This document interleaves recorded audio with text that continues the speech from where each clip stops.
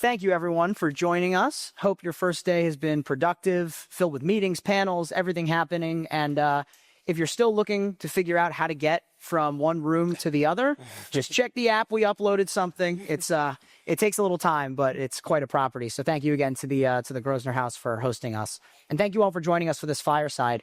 I want to quickly set the stage. We have an incredible group of panelists here. We did a fireside chat around real-world evidence in Dana Point this past March. We had Bruce and we had a set of startups that they were partnering with at Caresyntax that were applying real-world evidence to their strategies. And now we have a very different set of executives representing companies, well-funded, high-growth startups, global corporate strategics, startup that had been recently acquired. So a really incredible group of later stage leaders leading global businesses across many indications. I'd like to invite the panelists to introduce themselves. We're going to start with Mark at the end. And then Bruce, when we get to you, I'd like you to talk a little bit about your background and where this passion for real world evidence comes from, the clinical experience that gets us here. Great, thanks. Hi, I'm Mark Slack. I'm the co-founder and chief medical officer of CMR Surgical. I was previously, for most of my career, an academic at Cambridge University in the United Kingdom, but I've done lots of other inventing, which I've sold on to companies like J&J in the past and so on. And my staff would have told you that I'm data obsessed, and which is probably why I'm here. Excellent. My name is Michael Tajima. I'm the Chief Strategy Officer for Paragonix Technologies. When I joined Paragonix just under 6 years ago, there was 12 people, and we had just done $1 million in sales with one product in heart. And now we're the world leader in cardiothoracic preservation for organ transplantation, and we've expanded with 5 products into heart, lung, liver, and we're going to do about 100 times that revenue than we did back in 2020. And I run all of our medical affairs and product management research. Thanks, Michael. My name is John McDonald. I'm the head of clinical evidence generation at Teleflex. Teleflex is an American multinational company with headquarters in Wayne, in Pennsylvania. So I lead up the sponsored clinical trials and real-world evidence for Teleflex. Prior to my current role at Teleflex, I work with Allergan Medical in research and development. It's now part of AbbVie. And prior to that, I was in diagnostics, again in R&D in Trinity Biotech, which is an Irish company. Thanks. I'm Bruce Ramshaw. I'm CMIO at Caresyntax. And like Henry mentioned, I had a different career that led me to this kind of passion. I had 30 years as an academic general surgeon, and just by chance got involved with the early stages of laparoscopic surgery back in the early 90s. And that kind of put me on a path where eventually I got recruited into leadership positions, and I started studying leadership and healthcare and business because I wanted to be a good division chief, which is where I started. And as I studied, I began to realize and learn that our healthcare system hasn't really adopted principles of systems and data science. And that put me on a whole different path. I brought in a team of data scientists and engineers, and we worked for over a decade learning how to apply these principles of systems and data science to real patient care. And we learned the science is all about measurement and improvement. If you can measure something and use data tools appropriately, you can improve what you measure. And it took us a few years, but we realized if we're going to have a sustainable healthcare system, we need to learn how to measure the value of care in the context of every whole definable process. And as we began to do that, we were able to lower costs and improve outcomes at the same time. The business that came out of that was that we learned if we can measure the value of care for any patient process, we can also measure the value of any drug, device, or diagnostics tool in that process. And so we began to partner with industry and go into clinical environments together and help the clinicians measure value of care and also look at the data that supports the value proposition and improves the value proposition of our clients' technologies. And that really was a whole new way to look at data and healthcare. And I think it's going to help us lead to a sustainable healthcare system globally. So that's where my passion is. As a leader in healthcare, I could not get the hospital to do that as a surgeon leader in the hospital. And so in 2019, I left clinical practice and became full-time CEO of our healthcare data analytics company. It was called CQ Insights. And Caresyntax acquired us 2 years ago, taking on this mission and vision. And it was very aligned because our Caresyntax mission and vision is all about improving patient outcomes. So when you're talking about the different things that you wanted to achieve with data, if I said to you, well, we have RCTs, why can't we just use those? Isn't that enough? Can you tell me a little bit about how you think about RCTs in relation to real world evidence and what the potential to augment, replace maybe, or, add value to that? Yeah, there's a very fascinating history about RCTs and where reductionist science was chosen as the science for healthcare, came out of the World War II. I won't go into that in too much detail, but if you look up, the history of science, the Endless Frontier by Vannevar Bush and what happened right after World War II, you can see kind of what happened. For me, I started to realize this. I was considered a hernia expert, world expert. I go around the world talking about hernias, and mesh was a big deal. Like when I graduated residency, there was maybe 3 types of mesh. By the time I was considered a world expert and going around the world 10 years later, there were 300 types of mesh. And I always get the same question, what's the best mesh? Which mesh should I use? I was like, I don't know. There's 300, and I can't design the prospect, the randomized controlled trial to see which one's best. And that was part of my change in thinking, my evolution of realizing as complexity increases and the pace of change increases, the reductionist science tools like RCTs become less valuable, and then systems and data science tools to deal with that complexity become very necessary. Since we're talking about this in the context of both regulatory and commercial strategy, let's stay with regulatory for a moment. Maybe to the panel over on this side. Mark, if we go over to you thinking about CMR's business, how do you think about the utility of RWE and regulatory strategy as you look at expanding globally across multiple indications?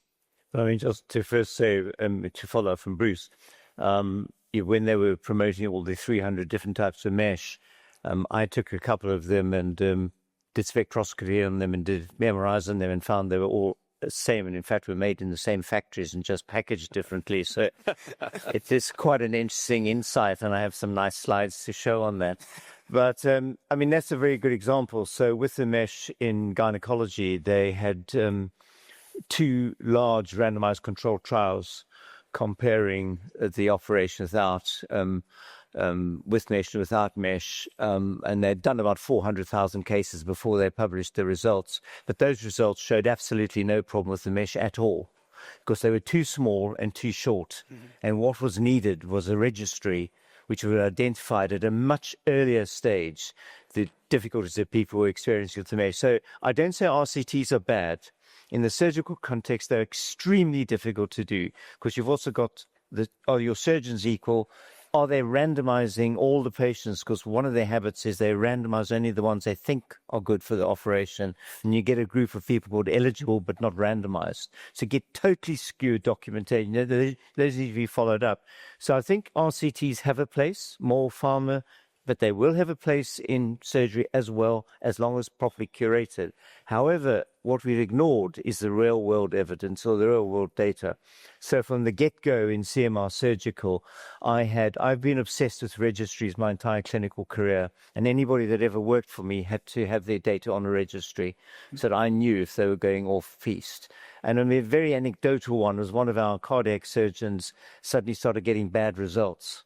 So we were able to stop him immediately, audit his stuff, and find that he was getting bad results. He was going through a divorce. He was drinking in the evenings. He was living alone in a bed sit. We were able to say, just stop your clinical work completely, get yourself healed, and then come back. If you hadn't had that, by the time you found out that they were underperforming, you'd have to get them struck off, because the number of cases would be too high. So it's a positive thing. And from the get-go in CMR, we had a registry collecting indications, intraoperative complications, intraoperative blood loss time, and then post-op, return to theatre, return to hospital, complications according to. So at any one point, I knew exactly how many people had complications, how many deaths there'd been, were they attributable to the robot or not, where the safety was, and could compare that data with the published literature in the data. So that combination of real-world data, which you synthesize into real-world evidence, we can discuss that, combined with your clinical outcomes, makes you very safe, protects the patients, protects the companies. And conversely to what you're saying about the importance of an RCT, but the limitations with an RCT and where RWE comes into play, Michael at Paragonix, you guys had no RCTs as part of your strategy. Can you talk a little bit about your unique strategy and how it juxtaposes with the combination of the two, and how you've used real-world evidence? Absolutely. I couldn't agree more with what Bruce said. When the first time we spoke together, we both went off for I think half an hour on the importance of real world evidence. For us at Paragonix, from the very beginning, we have 510K products. We didn't need an RCT for clearance, but so we could have gone to the market to start selling this product. But generating data was critical to us. Our founder and CEO is a scientist by training, and she felt this was extremely important. We set registries for all of our systems. And this really has helped us. If you think about the high-tech adopter curve, the beauty with registries and real-world evidence is it scales, in terms of commercialization, it scales with your market needs. Your first early adopters will start using a product based on very limited evidence. They see the vision, they get the idea. The next set of sort of early stage market, you need small, a few hundred patients. Once you get to the late stage, you need a few thousand patients. And the beauty of RCTs is every year you're going back to the clinical community, you're engaged with the clinical community, you have evidence to go into the sessions to submit to abstracts. And that's really helped us just progress through all the stages at a very rapid pace. And we've also discovered, as we've gone from heart to lung to liver, RCTs RWE is really a broad scope. And so we found our core benefits were slightly different in these different organs, and we're able to lean into that evidence, and we speak to that in each of these spaces, which we wouldn't have been able to do in an RCT. And just the last thing I'd say to what Bruce was saying about when the speed of change is increasing, there's been a real challenge in the transplant space. Allocation policy, regulatory policy on the way organs are allocated has been changing. Just in the last 5 years, there's been 6 changes across the major organ systems in the U.S. New clinical practices are coming out. Other adjunctive technologies are coming out.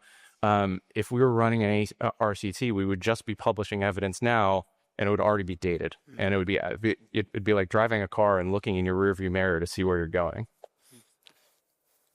So one thing I want to add on that and ask is I think picking up on the point of expansion of indications, understanding your strengths in that indication is really interesting. Maybe for John and Mark, as you think about the size and scale of your operations, not just across indication, but globally, across different geographies, thinking about the role of RWE in that global commercial expansion. Yeah, great question. I'm the head of clinical evidence generation. So we have RCTs, and what we're seeing is real-world evidence becoming more and more important as part of our global clinical strategy. So we have the FDA with a draft guidance published in 2023 in terms of real-world evidence to support regulatory decision-making. In Europe here, we have the European Commission updating its MDCG guidance documents and using the terms real-world data. So we see real opportunity to unlock value, right? To unlock value, driving efficiencies in regulatory submissions and reducing costs. So I think it's a key, real-world evidence has a key role. In particular, depending on where the device is in its life cycle as well, we're using it to expand indications, to drive claims, generate evidence to support claims, and also, from a ongoing evidence, I suppose from a peer review publication perspective, evidence to drive adoption and support payer discussions. So quite a broad utility, but it's really that entire ecosystem that's evolving, right? And whether it's, influencing the strategy within your organization and then finding the right partners to ensure that you can execute. Yeah, I'm curious. I want to pick up on something. I want to cut Mark loose to talk about real world data versus real world evidence in a moment. But before I do that, John, I want to ask you, with the size of a business like Teleflex, this is obviously a very unique, novel part of the strategy. Where does real-world evidence fit in the organization? Yeah, it's a good question. I think there's a number of possibilities. currently in Teleflex, it sits within the clinical function, right? But it could sit within a regulatory function either, in my view. Like you have to be able, to have the expertise to understand the changing regulatory environment, right? And so you've that blend of clinical regulatory expertise to be able to navigate that. So whether it's standalone within a regulatory function or standalone within a clinical function, you really have to be operating as one, right? So you need that blend to understand both areas, I would say. And juxtapose that, Michael. How does it sit inside Paragonix, and maybe now thinking about where it will sit longer term? For us, it sits in the medical affairs department. For us, we haven't really been using it for indication expansion with relatively broad indications, but it's been really core to us to be able to launch it within each space, but also really work with our physicians to continually adjust it to the changing conditions. I'd say also it was very important for us when we were going through due diligence and our acquisition to really substantiate the value of our company and our business. If we hadn't been doing this, it would have been much more challenging, which I think I also see a greater appreciation from larger strategics being able to have departments who recognize the value of real-world evidence. Gotcha. Mark, I'm going to go over to you now and maybe Bruce weigh in on this. Real-world data versus real-world evidence. Okay, so data that you collect on a registry or on a database is real-world data, and it's not yet evidence. And there are certain criteria you need to fulfill to turn data into evidence. And it's very practical stuff as well. So you do need audit trails within your registry so you can actually make sure that people haven't been interfering with data. Having said that, when your data set gets up to 1 million patients, it's very difficult to manipulate the data, which is very easy in a small randomized controlled trial and is very common in small randomized controlled trials. We've seen a number of high-profile dismissals over the last year of academics in leadership positions. So it takes away that fraud element, but you have to have an understanding what your total data set is. You have to have an understanding what percentage are filled in. You have to understand the completeness of the data that you've filled in as well. And therein lies a bit of a challenge for real-world data at the moment, is most registries are done manually. And that is a problem. And so we have to work more closely with electronic medical record providers and have the data written into so when you're writing your op note, it collects the fields that you need to go into your registry. Post-op, when they're doing the discharge notes, it's collecting the data that goes in. Then you're going to end up with an impressive real-world evidence data set. I mean, the 2 papers in the last month just come out of the US, one with 1,100,000 patients having been randomized to either a robotic cholecystectomy or handheld laparoscopy, and another 660,000 sleeve gastrectomies are randomized to either open. That's when you really are looking at some pretty powerful data. And we modeled the vaginal mesh to work out if we'd had a registry running internationally, they would have picked it up at about 4 years. That would be 1996 to 2000, not 2012. And it would have massively limited the number of people who had them implanted. Interesting.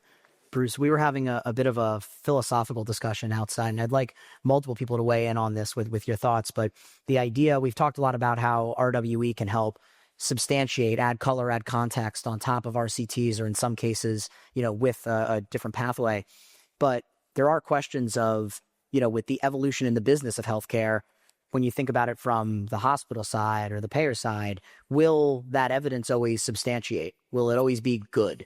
And what is the price potentially of data that doesn't always support a hypothesis fully? How do you think about that real potential and how how it plays with the evolving dynamics of healthcare?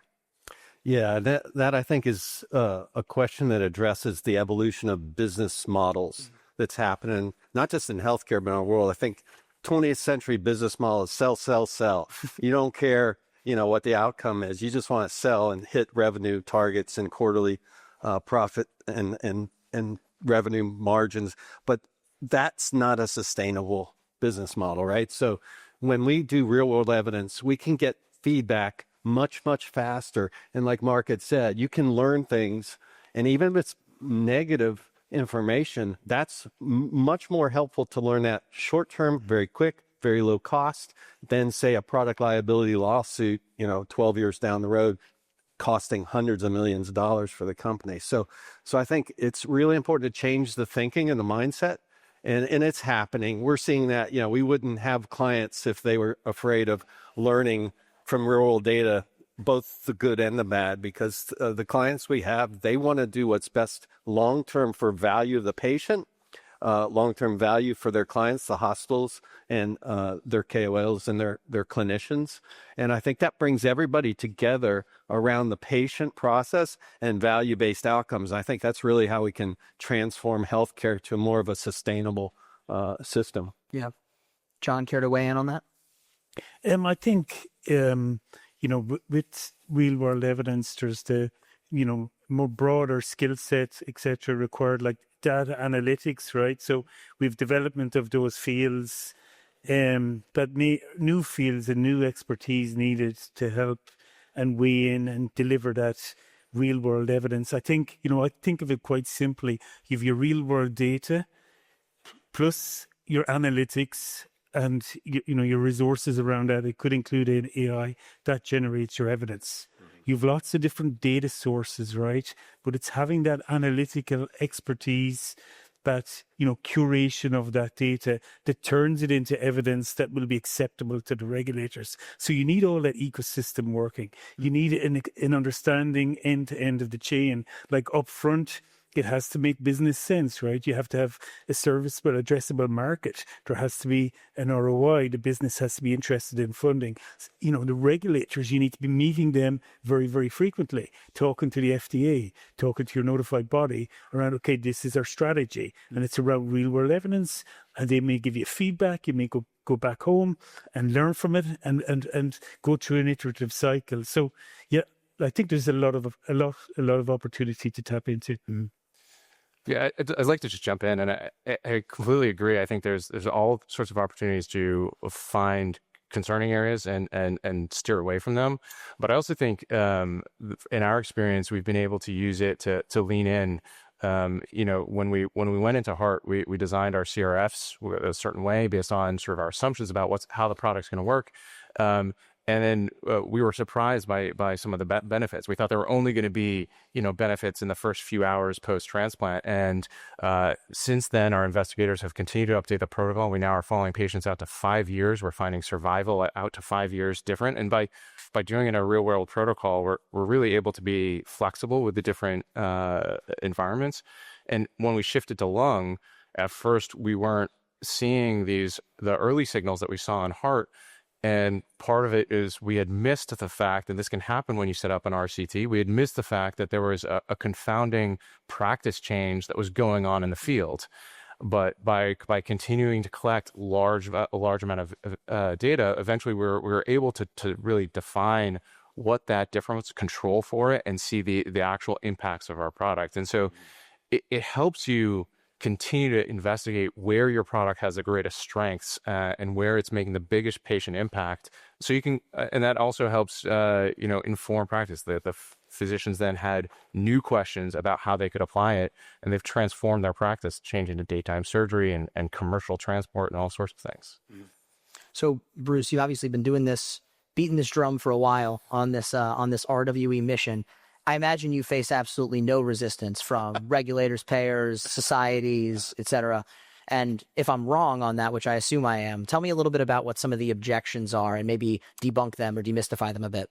Yeah, I think I'll start with the regulators. We've had a couple of successes with new 510Ks, removal of contraindication, expanded indication, with only using our continuous quality improvement generated methodology, which is real world evidence.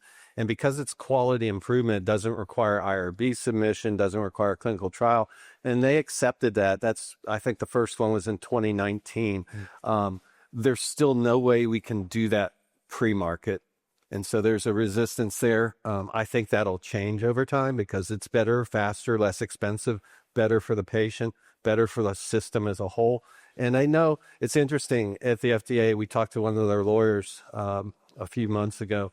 And at the high level in the FDA, they know the future is real world evidence, even for pre-market. in some form or fashion. Don't know exactly how that'll happen, but when you go to the committees and they're responsible, their still default setting is always asking for a controlled trial because that's what they know. But I think as we bring more and more examples and we show how it works and how valuable it is, I think that is going to change. Resistance from the hospitals, that's a big thing. We struggled to get data, especially financial data. They're very risk averse. But as we showed the hospitals that our methodology actually helps them lower cost and improve their net margin, and that we're showing them data in ways they've never seen it before, and we're showing the clinicians their patient outcomes in ways they've never seen it before, that's really opening the door. We're starting to sign some agreements to be the data company for the entire hospital and hospital system. So the resistance was no question was there. I've been doing this for over 15 years, and it's only been in the last few years where we're starting to see that traction happen. I think timing is one of the most important factors in the success of any startup, any company, any idea. But we're getting there. I think more and more people are recognizing the value. And it's real important that the foundation for our methodology is based on systems and data science, a robust science. It's not some idea we came up with, drinking a few beers like the pet rock, but it was really based on science. And so things like decentralizing the data in each local environment and in the context of each definable whole process, using feedback loops, getting data, analyzing the data the way you said, getting insights, applying those insights, and then collecting more data. Those are some things, and using nonlinear analytics. We're so used to linear statistics where you try to prove statistical significance, but the nonlinear tools can give us insights to different weighted correlations and subpopulations and match the right value treatment with the right subpopulation. So these are all things that are embedded in our methodology. They're really important because they're based on real science. Anyone else have any tales of resistance? I was going to say, I could see the smile coming from over there. Go ahead, Michael. I'm surrounded by three doctors. I'm curious, particularly what you said, Dr. Slack. From the medical societies, the guidelines for level of evidence, you can have a 300 patient RCT that has all the limitations that you're saying of perfectly selected patients versus a 30,000 patient registry that shows all of the corners and all of the subpopulations and the underrepresented groups, and that can't be level of evidence A.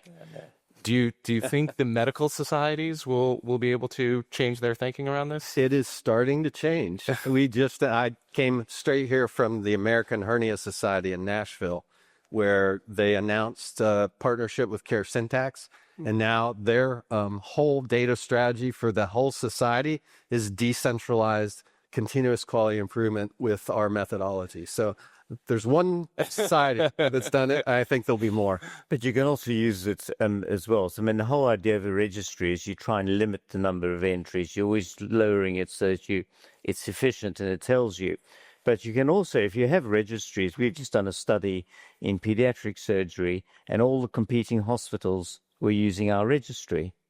So you just add a few fields to it, you enter it into it, and that massively limits the cost of your clinical trials. And we have to do something in Medtech to lower the cost of clinical trials.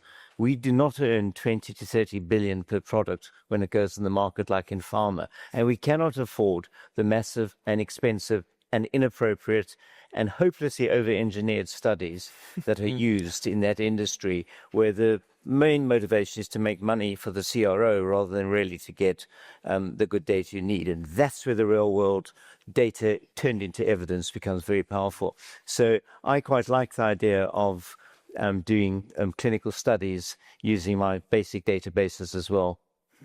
There's two things, Bruce, you said that I want to come back on. One, I'm going to come back to the pet rock comment off stage because I'm a big fan of my pet rock childhood. But two, you talked about timing being really important. And I think we'd be remiss if we didn't pontificate, at least for a moment, on the unique timing with the ascent of RWE, with society starting to come on board, regulators coming on board, more companies thinking about it this way, and what we're seeing with AI broadly.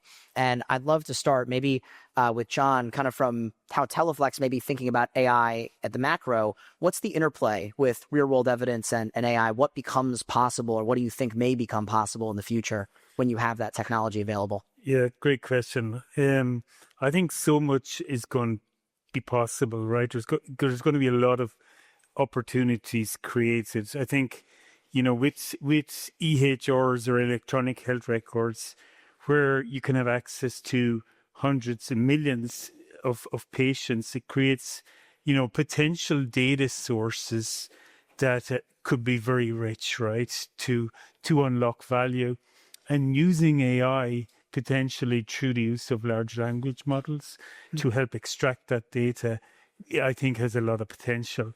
So I think that's a really exciting opportunity. But we have to be able to show to the regulators, the FDA, for example, you spoke about the quality, the relevance, and the reliability.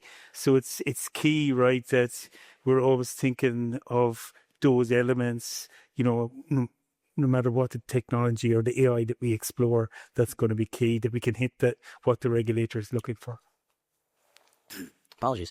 John, maybe over to you with the same question. AI, what's the strategy, and how does it interplay with the real-world evidence strategy as the chief strategy officer? Absolutely.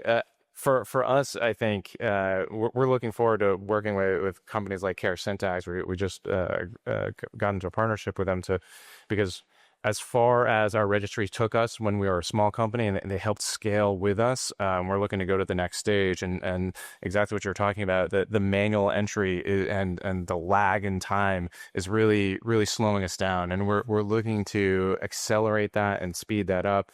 Because I do think it kind of reminds me, the science of marketing 50 years ago was selecting 70 perfect candidates for, focus groups, and doing A/B testing. And nowadays, that's not their world. They take Facebook and Google takes tons of messy, dirty data. But if you have 300 million data points, you can get really strong insights, and you can see very small subpopulations and how they're affected. And I think that's exactly where the medical field needs to go, is pulling in large quantities of data on your products, and then you can scale it very quickly.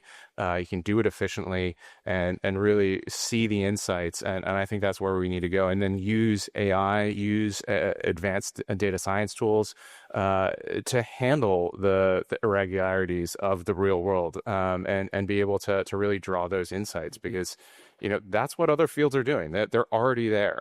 We need to get there. And AI goes beyond the data just itself as well. So on a robotic system like ours, the AI measures the telemetry. So it's looking at the hand movements of the surgeons, looking at the movements of the instruments. And with a 99.9% accuracy, it can distinguish between a novice and an expert already. So you could see doctors undergoing their annual appraisal for surgery, sitting down, having to do a set of tasks, and the robot saying, "You're not very good at number 7. You need a bit more practice," and so promote that as well. I'm sure they appreciate that. Yeah. But just an interest, about 7 years ago, I was giving a talk in the United States, and the CMO of one of the biggest hospital groups stood up and he said, "You have a registry of all the patients?" I said, "Yes." He said, "Then your robot will never be inside one of my hospitals." Anyway, his colleagues gave him a bit of a going over. But the first private hospital I sold into in the world was that same group. So things are changing. Love it. Well, as we start to wrap up here, and I want to go to everyone for some closing thoughts, but Bruce, I'll start with you. We've now done 3 sessions together at LSI Summits, one on the heels of Caresyntax's financing this time last year, one in LSI USA, starting this conversation with startups, and now here in London. What have I not asked you about real-world evidence across those sessions that I should have asked you? I guess I'll piggyback on the last question. I think the concepts that are evolving around AI, machine learning, the ability to take vast amounts of data and make sense of it, really important. But it's just a tool, and there will always need to be a human computing symbiosis. And where that human component comes in, instead of manually extracting data and all the challenges with that, the human team can think at a higher level and program what is the most important information to program into the computer, the AI.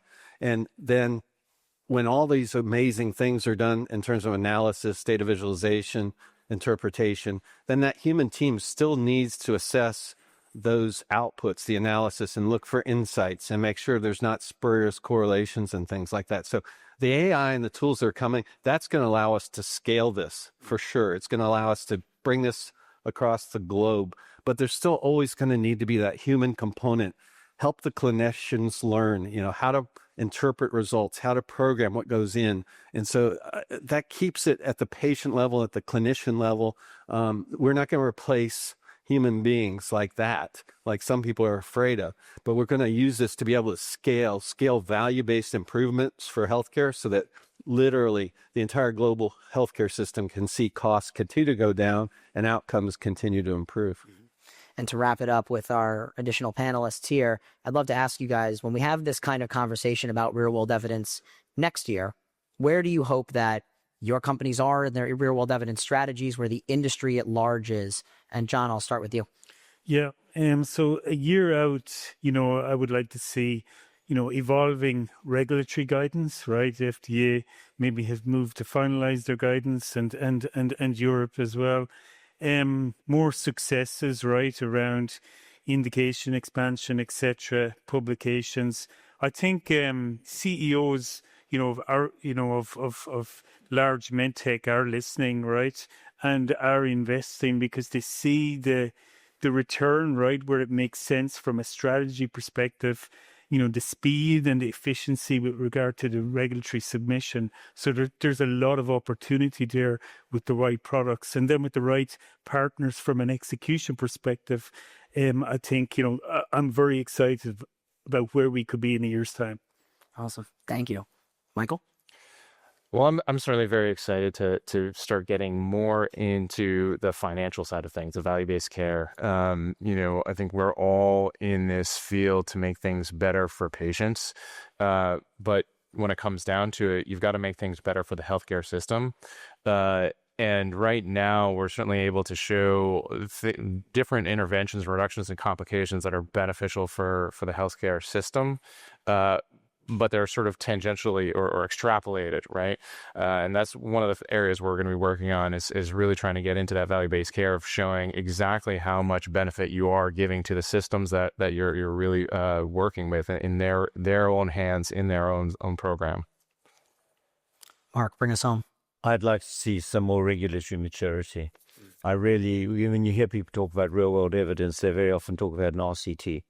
And if you look at the 2019 FDA guidance, that's exactly what it is. But more regulatory maturity, better understanding of the difference between real-world data and evidence, greater usage, and then with the analytics that are available to us now, just look at these rich data sets. And the big problem with clinical studies is they usually pick off males, not females, Caucasians, middle class, and are leaving out a whole pile of people from the database, whereas with the real world evidence, you're suddenly incorporating all those groups and getting some real knowledge. Well, if we can do all that in a year, it will not only be incredible for patients, but unprecedented, I'd say, in MedTech. Well, thank you guys so much for joining me. Thank you, everyone here. And we're going to continue with the Women in MedTech reception upstairs in the Albemarle Suite.